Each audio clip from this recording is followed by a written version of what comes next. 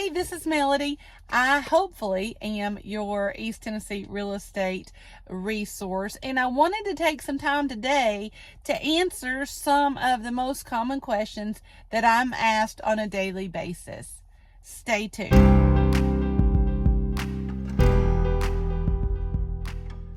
Okay, so here's one that kind of stumped me the other day. I had this guy call me, and he was like, I'm interested in moving to Tennessee, but I was wondering, okay, do I need to talk to my real estate lawyer first? And I said, I don't know. May I ask what topic you would need to discuss with your real estate lawyer? And he said, well, I've never bought a property without a real estate lawyer. And so we went back and forth a little bit. I was trying to understand what he was saying, and he was trying to understand what I was saying. And come to find out, he lived in a state where the lawyer was the one who did the closing. And here in East Tennessee, well, actually, I think the whole state, we use title companies. And so what happens is when you find a home that you love and you put an offer on it and it gets accepted, as soon as it gets accepted, and either the buyer's agent or the seller's agent binds it, that means it says, okay, we know everybody's come to a mutual agreement. At that point, that contract goes to the title company, and then the title company will work with a lender if there's a lender involved. If not, if it's a cash deal, they'll work with the buyer, and they will go from there. They'll do title searches on the property, whether it's land or if there's a structure on it, to make sure there's no liens against it, or if there's any anything at all, if the property was bought formerly in a tax sale, anything like that could show up.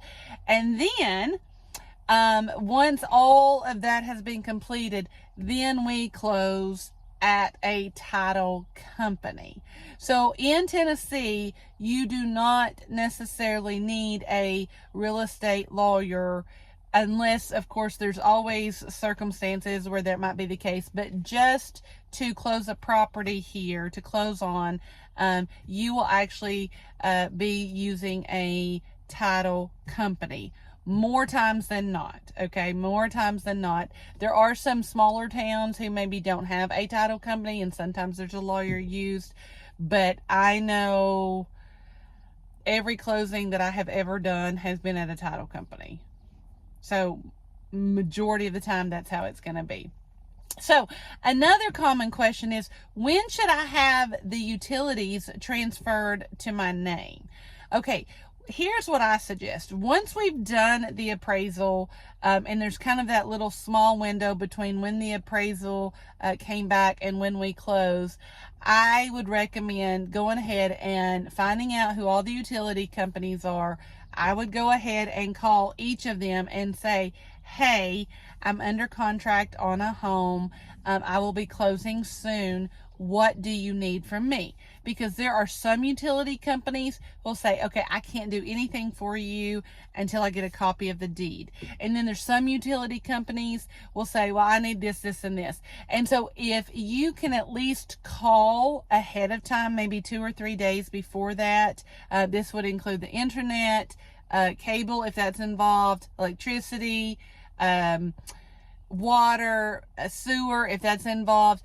I would make those calls at least 3 days before closing, ask them what they're required, and then the day of closing, if at all possible, I would then, as soon as closing is over, go ahead and go to those utility companies or call them back and say, hey, I've got the documents now, we need to proceed. And most of the time, the seller will leave the utilities on at least for 24 hours after closing to give you time to do that. Because a lot of time, if a closing is like 4 p.m., a lot of the utility companies close at 4:30 or 5. They know you can't get that done. So the majority of the time, unless there's, again, an extenuating circumstance, you will have a little bit of time to do that. Another thing that I get asked a lot, okay, Melody, I'm interested in buying raw land, but there's no address to it, okay? So that can be remedied a couple of ways. First of all, the most common way is once you take possession of that land, once you have closed on it and you have signed on the dotted line, and you got your deed, then you can call the non-emergency 911 number in the county that the property is in, and they will tell you what that address will be. Okay. And if you have problems trying to find the non-emergency 911 in your area, then you call me and I'll be glad to try to do that. Every year, every single year, I love my clients. I do. I love them. Every single year at tax time, and I'm talking about property tax time, which here is usually February. Most of the property taxes here are due in February. And if I help someone sell a home, or even if I've helped them bought a home, especially if it was a cash deal, they'll get a tax bill in the mail. And they call me every February, at least one, sometimes two, sometimes three. And they'll say, hey, Melody, I thought I already paid the taxes on this when I closed. And most of the time that is the case, because even though, for example, this is 2024, you get a tax bill in February, that was for all of 2023. So if you closed on a property in 2023, you still might get the tax bill in 2024, even though they were paid at closing. So if that happens to you, don't panic. Just reach out to your agent, who's hopefully me, and I will say, okay, just to make sure, we've got the closing statements. It shows you paid your prorated taxes, but just to make sure, let's just call and I'll give you the number or whoever you need to speak with and just make sure. But most of the time, that's literally just a crisscross in the mail. Like the closing was done in the previous year. The tax records had maybe not updated to show that there is a new owner. So don't panic, okay? But that does happen sometimes in certain areas especially. They wanted to know, okay, how much does it cost to get the house? Well, you got to have your inspection money. Whether you want a home inspection, whether you want a septic inspection, a radon inspection, termite inspection, pest inspection, any inspection, that is something that has to be paid up front. That's an upfront cost. So that is money that you will have to pay for. It cannot come out of your loan. That is money you will have to pay for, okay? And a lot of times there's not like a one-stop shop. You'll have like a home inspector, but then maybe they don't do termites, or maybe there'll be a termite inspector, but they don't do septic. So sometimes that will be more than one company. So just so you know about that.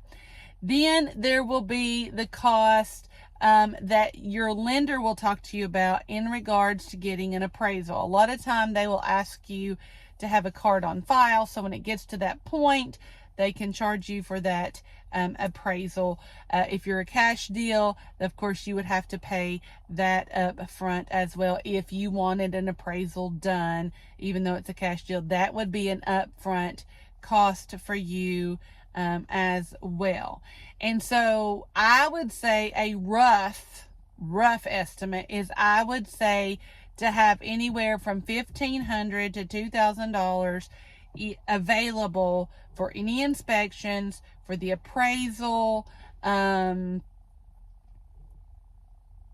I believe that's it. All your other costs will be taken care of at closing.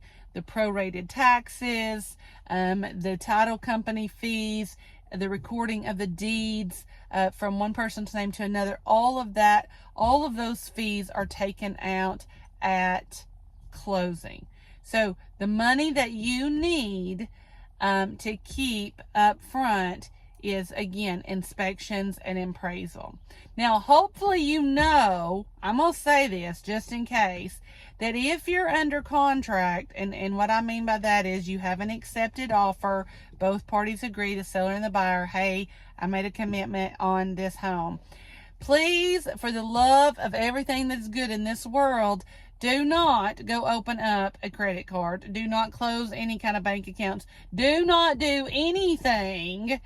I would even say I probably would not spend more than $100 without checking with my lender, because you don't want anything to interfere. Because friends, a lot of times once you're under contract, they are still checking to make sure there's no irregularities with your credit from the time you go under contract till the time you're closing.